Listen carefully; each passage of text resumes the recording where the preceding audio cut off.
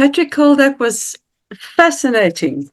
It really is so heartening to hear about all the innovations that you're implementing at CGS and the kind of difference that these new technologies can make to your research and your work in a very real way.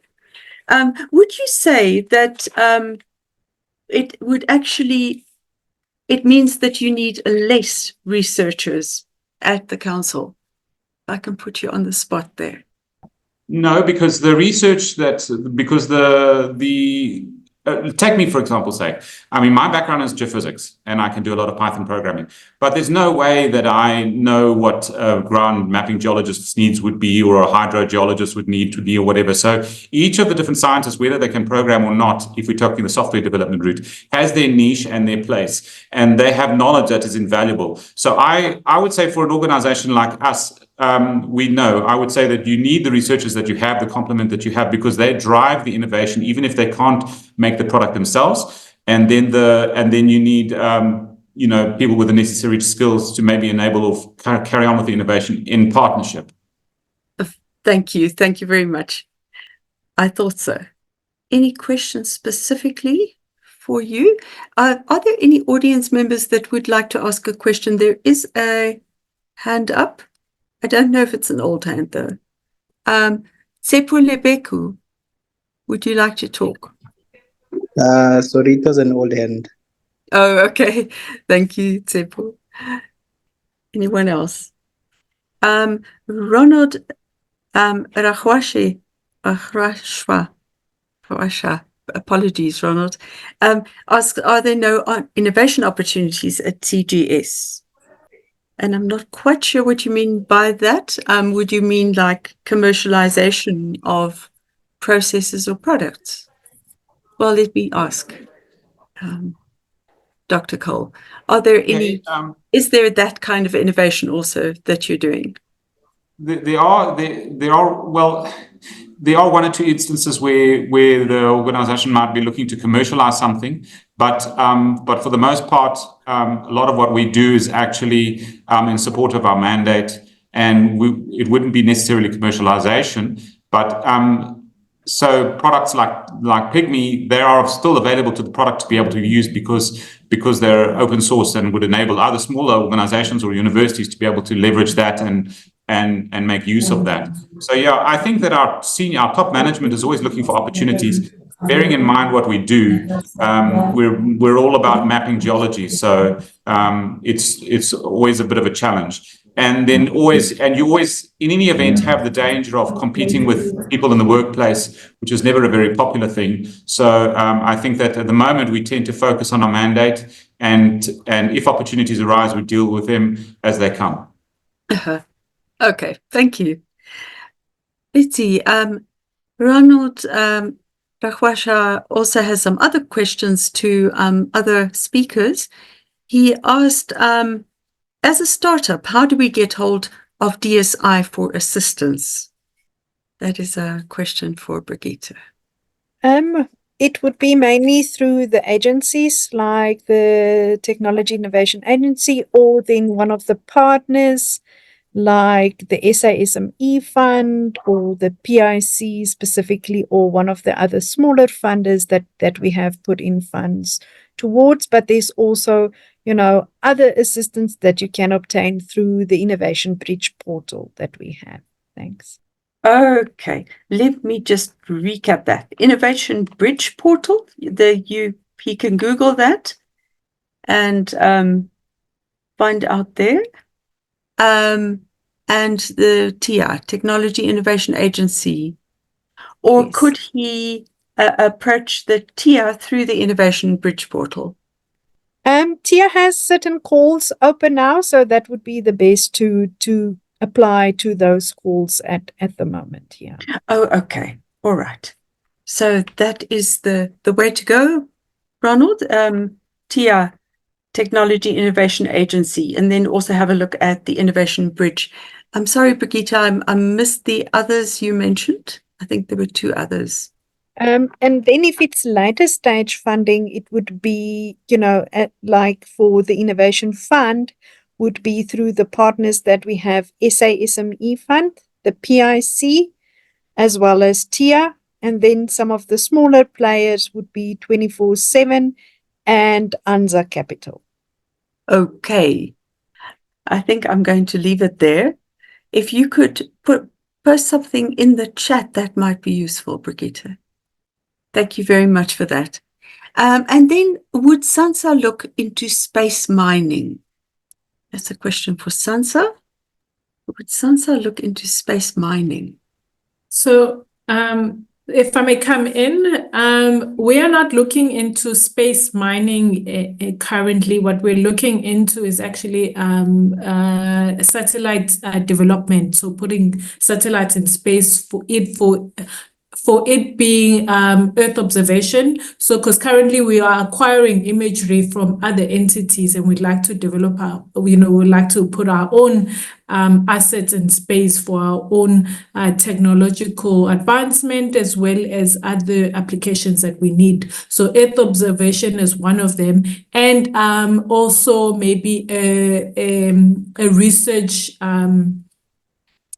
satellite that will look into maybe the space weather in the space weather sector. Thank you very much. Tsiamo Mutsekwa, you have your hand up. Would you like to ask a question? Thank you very much, Yanzi. This is Tiamo here. I'm the director for the African Open Science Platform, based at NRF. We are very, very keen to advance open science in the continent. And I think the issue of data is the elephant in the room. So I thoroughly enjoyed the presentation that just came from the geosciences. And the key challenge really, especially as far as doing more research and doing more innovation is concerned, is really the lack of publicly curated, findable, accessible, interoperable data sets across different domains. And I think this is a key challenge, and I think it emanates from the lack of policies at various levels to enable access to such data sets. And I think there's an opportunity here to maximize utilization of data sets that are already there, especially in areas that are under government structures, to have mechanisms, for example, to say, look, in terms of geosciences or geological data sets in South Africa, here is a set of data sets that we are happy to make publicly available and curate accordingly. And I think we all know about the potential for machine learning and AI. There's a lot of hype around that. And I think there's an opportunity here in Africa to start with thinking about the problems we want to solve, and think about the data that we have and how we can make it available for use. And I think, just like the speaker has mentioned there, some of the effort that is involved in terms of utilizing this AI techniques is really in terms of, for example, verifying what the models do, but most importantly, doing things like data annotations. So I think there's a very big gap there, colleagues, in terms of thinking about the data set that we have across various domains. And as South Africa and as the continent, think about how we can make those data sets available for reuse and for maximal utilization. So I really wanted to come in there. And I think this is the dialogue that must be had under the purview of open science policies at national, regional, continental levels. Thank you. Mm-hmm. Thank you very much, Tiamu. That certainly is a very important aspect. And it's often said that we don't have enough data collection in Africa, so that the opportunities for research is actually quite limited because it is so dependent on data. No, certainly, Yancy. And just to reiterate, if you look at mining in the continent, Africa is leading, or potentially could be leading, in these spaces. We are looking for new diamond mines. We know that we are minerally dependent.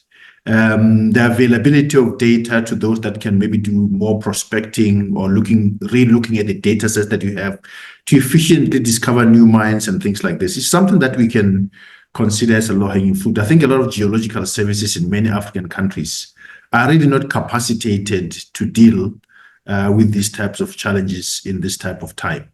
So I think this is an area that I think the speaker probably is well versed with. And I think from the university's point of view, it will be useful also to have relationships with the geological, for example, geological services in countries, to make available arrangements with universities to train our students on these realistic scenarios and realistic data sets while they're still students, and develop this university, industry, government co-creation platform that we need to get us to collide to do things. So I think these are structural arrangements that we should also promote. Thank you very much. Right. Thank you very much, Siamo. Dr. Cole, would you like to respond to that? Absolutely. I tend to agree that the key tool, everything is data, and across the continent, not just within the Council for Geoscience.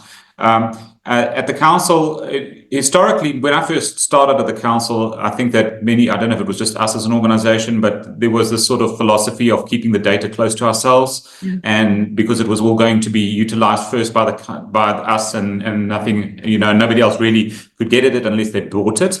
But thankfully, under the current leadership of our CEO, Mr. Mosa Mabusa, a lot of the data that we have has been made freely available via our website and our portal, and hopefully that will actually encourage more investment and encourage more projects and stuff throughout the country. And I think that there's always the possibility for data sets that we do have that haven't been made available to still have their place within joint projects and stuff like that for outside of that. I must also mention that organizations such as ourselves sometimes have data like geophysical data from other countries, but we're not allowed to actually release it because it's not our data. Okay. But the possibility does remain that if a data set such as that does reside with the Council, if the correct permission is obtained, then we might be able to sort of facilitate that. But that's just a comment. I don't really know if the Council does that, but I know that it is possible that data sets might be available if the correct permission from a neighboring country is given. So that's another option that can be explored. Okay. Very interesting. Thank you very much, Patrick. Okay, let me go to the Q&A quickly again. We're running out of time, but let me just make sure. Yes, Gordon Branson says, thank you to Ms. Zama Katamzi Joseph for the insightful presentation. My question is the current space science graduate program content sufficiently informed through consultation with local South African commercial markets, i.e. employment pipeline and return of investment, or is the focus on Universal Open International Science Agency program to hopefully attract external funding, albeit at the risk of human capital brain drain? Thank you. So, Zama, a question for you. Could you hear that? Thank you. So I'm trying to read the question again because it was actually quite a long one. Yeah.